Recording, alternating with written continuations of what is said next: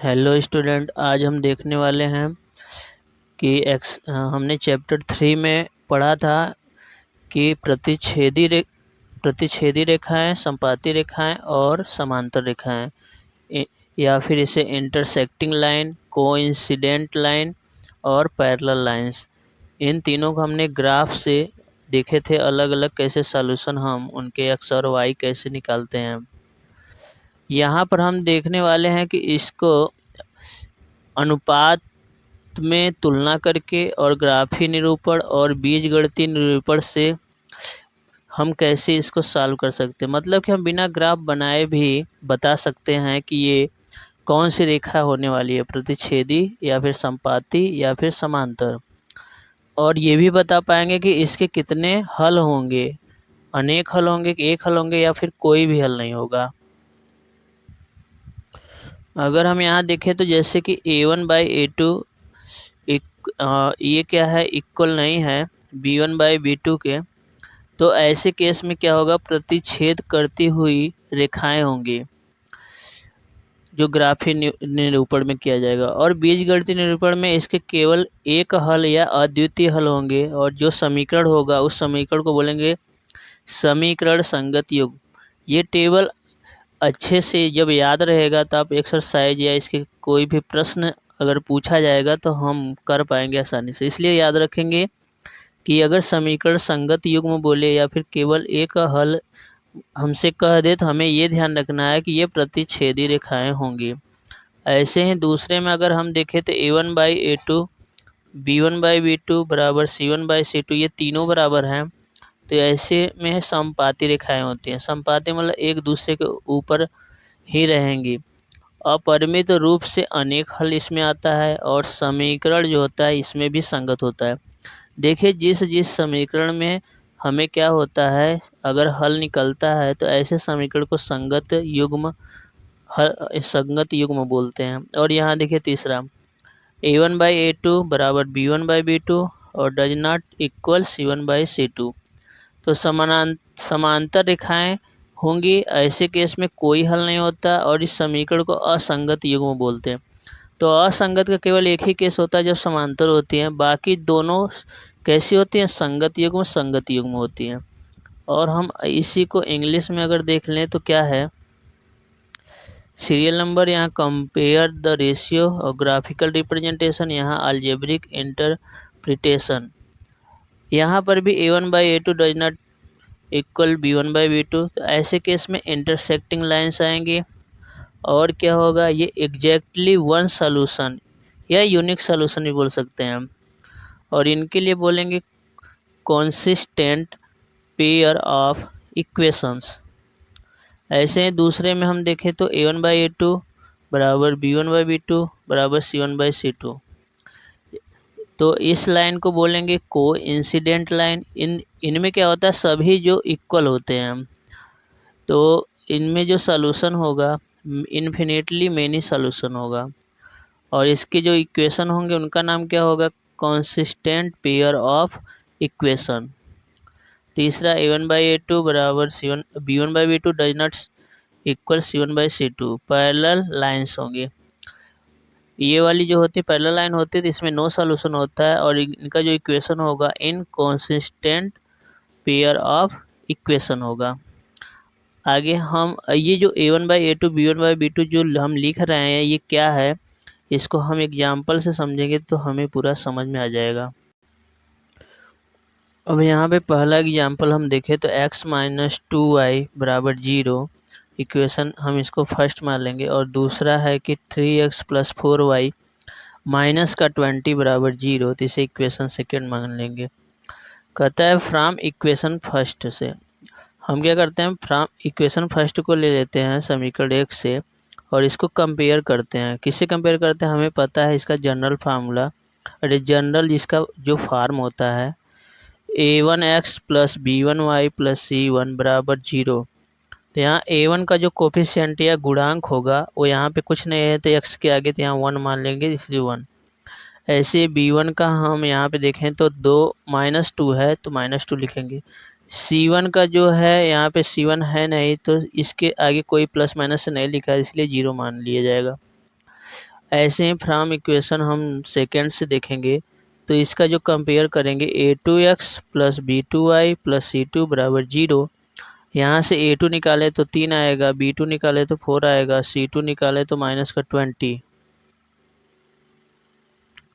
अगर हम यहाँ पर इक्वेशन सेकेंड की बात करें, सेकेंड ले लिए तो इसको हमने इसको यहाँ पे नोट कर दिया। अब इसमें क्या है कि इसको जो कंपेयर करते हैं, तुलना करेंगे a2x plus b2y plus c2 बराबर 0, तो यहाँ से a2 बराबर 3 हो जाएगा, b2 बराबर 4 हो गया और c2 बराबर माइनस का 20 हो गया।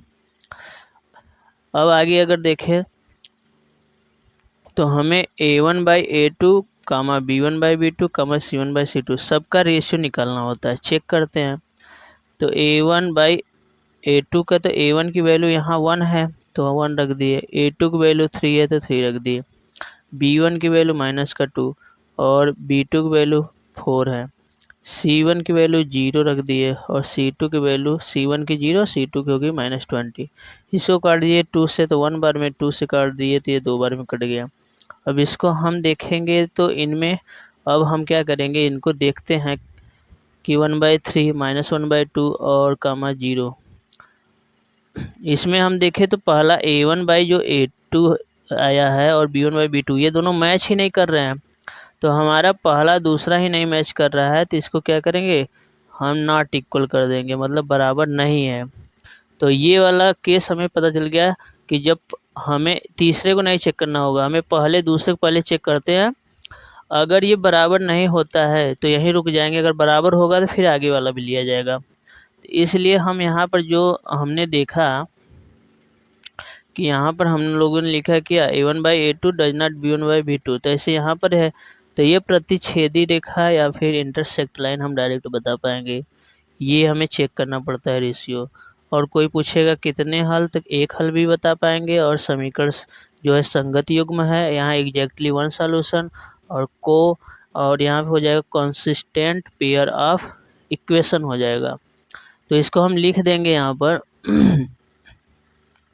प्रतिच्छेद रेखा इंटरसेक्टिंग लाइंस, और यहाँ पे केवल एक हल के लिए यूनिक सॉल्यूशन संगत समीकरण जो है संगत युग्म, तो कॉन्सिस्टेंट पेयर ऑफ इक्वेशन हो जाएगा।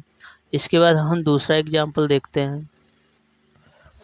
अगर हम यहाँ बात करें तो दूसरे में इक्वेशन दिया 2x प्लस 3y माइनस का 9 बराबर 0, इक्वेशन फर्स्ट मान लेंगे, और 4x plus 6y minus 18 equal 0, इसको सेकेंड मान लेंगे। अब हम यहाँ पर उस फार्म को नहीं लिख रहे हैं, हम डायरेक्ट यहाँ पर a1 बराबर लिख रहे हैं। a1 बराबर 2 हो जाएगा, a2 और b1 बराबर हो जाएगा 3 और c1 बराबर हो जाएगा माइनस का 9। ऐसे यहाँ पर हम देखें तो a2 बराबर 4 हो जाएगा और b2 बराबर 6 हो जाएगा, c2 बराबर माइनस का 18 हो जाएगा। अब इनका हम रेशियो निकालते हैं तो a1/a2 कामा b1/b2 कामा c1/c2। तो a1 की वैल्यू रखते हैं 2 और इसके 4, तो काट देंगे 1/2 आ जाएगा। और यहाँ b1 b2 रखेंगे तो इसको काटेंगे तो 1/2 हो जाएगा। यहाँ c1 c2 फिर रखेंगे -9 18, तो ये भी कट जाएगा 1/2 1/2 1/2 1/2। ये तीनों ही क्या है, इक्वल है। तो हम इस केस को ऐसे लिख सकते हैं a1/a2 बराबर b1/b2 बराबर c1/c2। तो इससे क्या पता चलता है कि ये तीनों जो बराबर होते हैं, तो ऐसे केस को हम बोलते हैं कोइंसिडेंट लाइंस या संपाती रेखाएं, और इनके जो सॉल्यूशन होते हैं इन्फिनिटली मैनी सॉल्यूशन होते हैं, अपरिमित रूप से अनेक हल हम लिख देंगे। और जो होगा समीकरण संगत युग्म होगा या कॉन्सिस्टेंट पेयर ऑफ इक्वेशन। तीसरा हम बात कर लेते हैं तीसरे इक्वेशन की, x प्लस 2y बराबर 4। यहाँ 2x प्लस 4y माइनस 12 बराबर 0।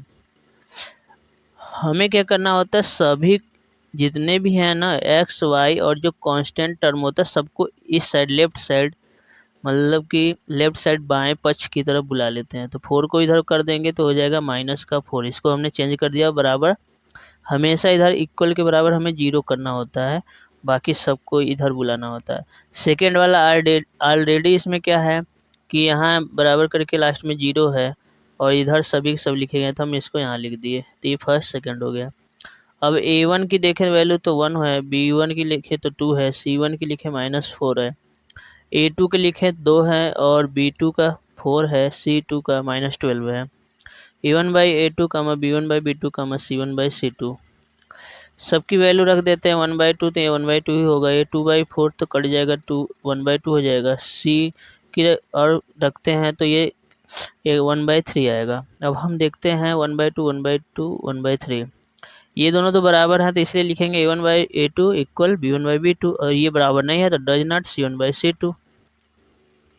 इसके लिए क्या लिखेंगे, यहाँ पर पैरेलल लाइंस समानांतर रेखाएं हैं और इसका नो सॉल्यूशन, कोई हल नहीं होगा।